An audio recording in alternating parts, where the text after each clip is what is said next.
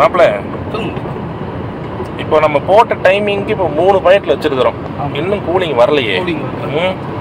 But ஆனால் நம்ம என்ன எல்லா சம்மருக்கும் ஒரு மார்ச் மாதம் கடைசியிலே போயிட்டு ஏப்ரலுக்கு முன்னாடியே இந்த ஏசி கேஸ் செக் பண்ணுறது வந்து கொஞ்சம் நல்லது மாப்பிள்ள. நீ என்ன நினைக்கிற மாப்பிள்ள? நானும் அதான் சொல்லணும்னு இருந்தேன். இப்போ நீங்கள் நம்ம பண்ணுற எல்லாமே வந்துட்டு ஓகே 1 இயருக்கு ஒருக்கா பண்ணணும்னா யாருக்கும் எந்த பிரச்சனையும் இருக்காது, நமக்கும் எந்த பிரச்சனையும். ஆமாம் இல்லை 1 இயருக்கு ஒன்ஸ் பண்ணும்போது இன்னொரு ப்ளஸ் பாயிண்ட்னா அவன் ஆயில் பழைய ஆயில் எடுத்துட்டு புது ஆயில் போட்டுறோம். கண்டிப்பா அது நமக்கு ஒரு பெனிஃபிட். அதெல்லாம் நம்ம இப்போ போய் ஏற்றும் போது 50 கிராம் 100 கிராம் தானே ஏற்றுவோம், அவ்வளோதானே குறையும். அது ஏற்றும் போது நமக்கு காசும் எஃபெக்டிவாக இருக்கும். ஒரு 500 600 ரூபாய்க்குள்ள முடிஞ்சிடும். இதைத்தான் நம்ம ஆளுக்கு பண்றது இல்லை. ஒட்டுக்கா போய் 2000 ரூபா ஆகும்போது பார்த்துக்கலாம், 3000 ரூபா ஆகும்போது பார்த்துக்கலாம், செலவு வைக்கும் போது பார்த்துக்கலாம் அப்படின்னு எல்லாருமே பண்றாங்க.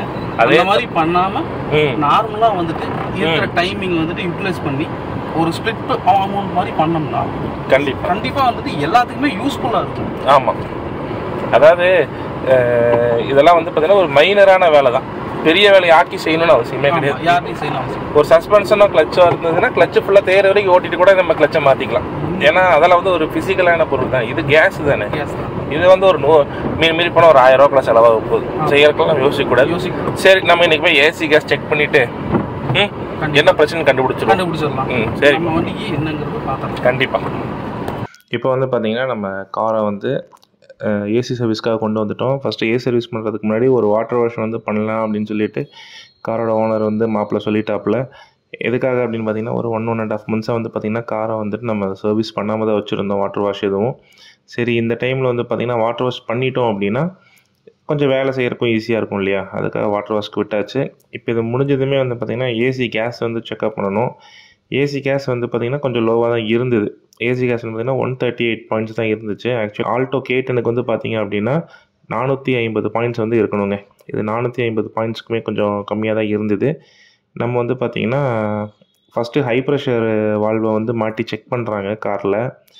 எதுக்காக அப்படின்னு பார்த்தீங்கன்னா ஹை ப்ரெஷர் வால்வில் தான் ஆயில் வந்து போகுமாம்மா. அப்புறம் லோ ப்ரெஷர் வால்வு வந்து பார்த்திங்க அப்படின்னா கம்ப்ரெசரோட இது வந்து செக் பண்ணுறாங்க. அது வந்து 100ல் இருந்துச்சு அப்படின்னா தான் கம்ப்ரெசர் நல்லா இருக்குன்னு சொல்லி முடிவு பண்ணிவிட்டு அதுக்கப்புறம் தான் நமக்கு வந்து பார்த்திங்கன்னா ரெக்கவரி ப்ராசஸ் ஸ்டார்ட் பண்ணுறாங்க. ரெக்கவரி ப்ராசஸில் நமக்கு 138 பாயிண்ட்ஸ் தான் இருந்தது. ஆயில் வந்து பார்த்திங்கன்னா வெறும் 2 ட்ராப்பு தான் வந்துச்சு. ஆயிலே இல்லைங்க, நீங்கள் ரொம்ப மெயின்டைன் பண்ணலைங்க கண்டிஷன் அப்படிங்கிற மாதிரி சொன்னாங்க. இப்போ வந்து பார்த்திங்கன்னா நம்ம சரி அதனால தான் முன்னாடியே ப்ரிகாஷனாக கொண்டு வந்துடலாம், இந்த பிரச்சனை எதுவும் ஆகிடக்கூடாதுங்கிறதுக்காக கொண்டு வந்துட்டோம். இப்போ வந்து வேக்யூம் ப்ராசஸ் பண்ணுறாங்க. உள்ளே இருக்கிற எல்லா கேஸையும் எடுக்க போகிறாங்க, 138 பாயிண்ட்டையும். நம்ம வண்டிக்கு பார்த்திங்கன்னா 450 கிராம்ஸ் வந்து நம்ம ஏற்றணும். இப்போது வேக்யூம் ப்ராசஸ் முடிச்சுட்டு ஆயில் ப்ராசஸ் வந்து ஆட் பண்ணுறாங்க. ஆயில் வந்து 50 ml வந்து இந்த வண்டிக்கு ஸ்டாண்டர்டாக சொல்கிறாங்க. இப்போ அதுக்கப்புறம் வந்து பார்த்திங்கன்னா 450 கிராம்ஸ் இப்போ ஏற்ற போகிறாங்க, சார்ஜ் பண்ண போகிறாங்க. அது வந்து சார்ஜிங் ப்ராசஸ் அப்படிங்கிறாங்க. இப்போது 450 138 கழிச்சிட்டோம் அப்படின்னா 312 கிராம்ஸ் வந்து எக்ஸ்ட்ராவாக ஆட் பண்ணுறாங்க. இப்போ அந்த 312 கிராம்ஸ்க்கு வந்து பார்த்திங்க அப்படின்னா இங்கே 5K கார் கேரில் வந்து எங்களுக்கு ஒரு 2000 ருபீஸ்க்கு பண்ணி கொடுத்தாங்க. இந்த வாட்டர் வாஷ்க்கான சார்ஜஸை வந்து ஃப்ரீயாக பண்ணி கொடுத்துட்டாங்க. எதனால் அப்படின்னு பார்த்தீங்கன்னா நம்ம வீடியோ பார்த்துட்டு வந்தனால ஒரு 20% டிஸ்கவுண்ட் அப்படிங்கிற மாதிரி பண்ணி கொடுத்துட்டாங்க. ஆக்சுவலி 2400 ரூபாய் நம்ம வந்தது, 20% டிஸ்கவுண்ட் போக 2000 ரூபாய் வந்தது. அந்த 2000 ரூபாவோட கார் வாஷ் வந்து பார்த்திங்கன்னா ஒரு 600 ருபீஸ் ஒருத்தான கார் வாஷையும் வந்து ஃப்ரீயாகவே பண்ணி கொடுத்துட்டாங்க. அதுக்கப்புறம் வந்து பார்த்திங்கன்னா அந்த மிஷின்லேயே வந்துட்டு கேஸ் ஃபில் ஆனதுமே நீங்கள் ஏசியை வந்து ஃபுல் ஸ்பீடில் வச்சு என்ஜின் ஆன் பண்ணுங்கன்னு சொல்லி வந்துருச்சு. இப்போ நம்ம என்ஜின் ஆன் பண்ணி அந்த ஃபுல் ஸ்பீடில் தான் வந்து சில்னஸை வந்து என்ஜாய் பண்ண போகிறோம். நல்லாவே த்ரோ இருந்துச்சுங்க. ஃபஸ்ட்டு இருந்ததை விட ரெண்டாவது வந்து பார்த்திங்கன்னா த்ரோ நல்லாவே வர ஆரம்பிச்சிருச்சு. நாங்கள் ஃபஸ்ட்டு வரும்போது 3 பாயிண்ட் வச்சுட்டு வந்தோம், அப்போயுமே ஏசி வந்து பத்தலை. இங்கே தம்பி வந்து பார்த்திங்கன்னா 4 பாயிண்ட் வச்சு ஒரு 2 நிமிஷம் ஓடினதுக்கப்புறம் அகைன் வந்து பார்த்திங்கன்னா ஒரு 2 பாயிண்ட்ஸ் வச்சு சில்னஸ் எல்லாம் காட்டிட்டாப்பில் நல்லாவே இருந்தது. எங்களுக்கு திருப்தியானதுமே அவங்க அந்த யூனிட்டெல்லாம் கழட்டிட்டு நீங்கள் வண்டி எடுத்துகிட்டு போகலாம் அப்படிங்கிற மாதிரி சொல்லிட்டாங்க.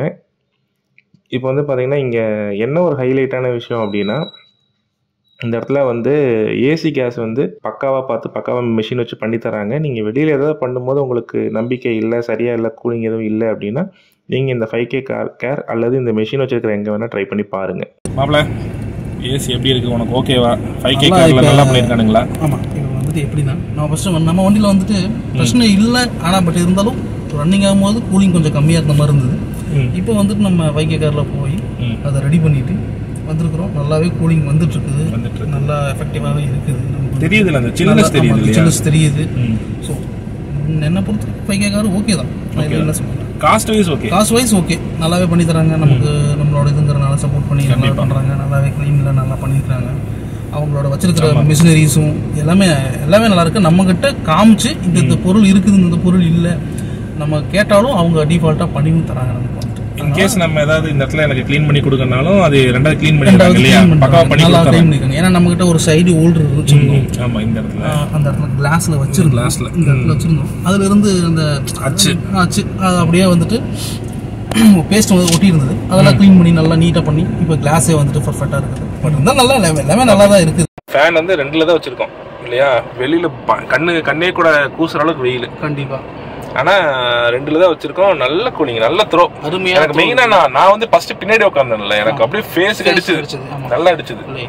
ஃபுல் ஸ்பீட்ல வச்சோம்னா, ஃபுல் ஸ்பீட்ல வைக்கிறேன், அதோட ஏர் சவுண்ட் பாருங்க எவ்வளவு தூரம் வருது அப்படிங்கிறது. அதே நம்ம 2ஆம் நம்பர் கூட்டு போகும்போது அந்த ஏர் டெலிவரி வந்துட்டு பர்ஃபெக்ட்டா தள்ளுது. அந்த ஏசியை வந்துட்டு பர்ஃபெக்ட்டா வெளியே. எனக்கு ஏதோ ஷோரூம்ல நம்ம கார் எடுத்தா ஏசி ஓட்டுவோம்ல, அந்த ஒரு ஃபீல் கிடைக்கிற மாதிரி எனக்கு ஒரு தெரியுது. அதாவது நம்ம கரெக்டான கேஸ் வச்சிருக்கறனால. ஆமா, கரெக்டா அந்த கேஸ் வச்சிருக்கிறோம், அது கரெக்டா ரீஃபில் பண்ணியிருக்கிறோம். அவங்க கிட்ட அந்த மிஷின் தான் மெயின் வந்துட்டு. மற்ற யாருமே வந்துட்டு அந்த மிஷின் வச்சு எதுவும் பண்ண போறது கிடையாது. இந்த மிஷினரி வச்சு பண்றதுனால எவ்வளவு ஆயில் இருக்குது, எவ்வளவு கோல்டு கொடுக்கணும் அந்த இதுக்கு அப்படிங்கிறது முதற்கொண்டு எல்லாம் பர்ஃபெக்ட்டா இருக்குது. அந்த மிஷின்ல அவங்க எல்லாமே கரெக்டா கால்குலேட் பண்றதுனால நமக்கு நல்லா இருக்கு. ஆமா, என்னமா பிளான்? ஸோ அடுத்து நம்ம டூரை வந்துட்டு என்ன பண்ணலாம்னா, இனி நம்ம இப்போ இந்த வண்டிக்கு ஏசி ஒர்க்கை முடிச்சிட்டோம். இனி நம்ம இன்னொரு 5000 கிலோமீட்டர்ஸ் ஓட்டிட்டோம்னா ஷெல்லில் வண்டியை கூட்டிட்டு போய் செல் கார்கிட்ட காட்டிட்டு வந்துடுவோம். அந்த டாக்டர் கிட்ட காட்டிட்டு அந்த டாக்டர். அதுக்கப்புறம் ட்ரிப் நம்ம ஒரு ட்ரிப் பிளான் பண்ணாதான் உங்களுக்கு எல்லாத்துக்கும் புரிய வரும். எந்தெந்த வண்டிக்கு இப்படி போனா கரெக்டா இருக்கும் அப்படி. இப்போ நம்ம வந்துட்டு ட்ரிப் வந்து இப்போ மாப்பிள்ள வந்து ஒரு ட்ரிப் பிளான் பண்ணியிருக்காப்புல. எங்க அப்படின்னா விருதுநகர் மாவட்டம். அங்கெல்லாம் வெயில் சொல்ல வேண்டியதெல்லாம் 50 டிகிரி அசல்ட் அடிக்கும். அந்த ஊர்ல போய் நீங்க எக்ஸ்பீரியன்ஸ் எப்படி இருக்குன்னு நீ சொல்லணும் மாப்பிள்ள. கண்டிப்பா கண்டிப்பா. சரியா மாப்பிள்ள? கண்டிப்பா. ஸோ அப்போ விருதுநகர் போயிட்டு வந்தா எவ்வளவு வெயில் அடிக்குது அப்படிங்கிறத நம்ம கார்ல உள்ள உட்காந்து வெளியே போகும்போது ஃபீல் பண்ணிடலாம். ஏன்னா இப்பயே தெரியுது நமக்கு வந்துட்டு இந்த வெயில் வந்துட்டு எவ்வளோ அடிக்குது, எவ்வளோ ஒரு ஏசி வெளியே டெலிவரி ஆகிட்டு இருக்கு அப்படிங்கிறது. ஆமாம், இனி விருதுநகர் போயிட்டு வந்தால் இன்னும் எவ்வளோ தூரம் இருக்குங்கிறதும் தெரிஞ்சுக்கலாம். ஏன்னா நம்ம ஊர் மாவட்டங்கள்லாம் அப்படிதான் வெயிலுக்கு பெயர் போன மாவட்டங்கள். ஸோ நெக்ஸ்ட் வீடியோவில் அதை பற்றி நாங்கள் சொல்கிறோம். கண்டிப்பாக.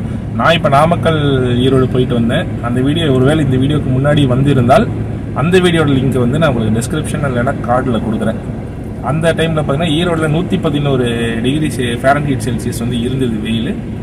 அந்த வெயிலவே வந்து என் கார் தாக்கு பிடிச்சது. அப்போ என்னால் அந்த கூலிங்கை ஃபீல் பண்ண முடிஞ்சது. இப்போ மாப்பிள்ளை வந்து விருதுநகர் போயிட்டு வராரு அப்படிங்கிறனால விருதுநகர்லேயே ஆல்மோஸ்ட் அந்த ஒரு 110-111 டிகிரி ஃபாரன்ஹீட் செல்சியஸ் வந்துடும்.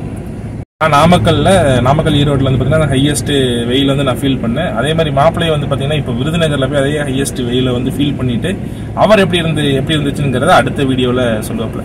ஃபர்ஸ்ட்டு ஈரோடு வீடியோ வந்திருந்தால் 2வது இந்த வீடியோ வரும். இந்த வீடியோக்கு அடுத்து 3வது வீடியோ விருதுநகர் இவர் போயிட்டு வந்த வீடியோ வரும்.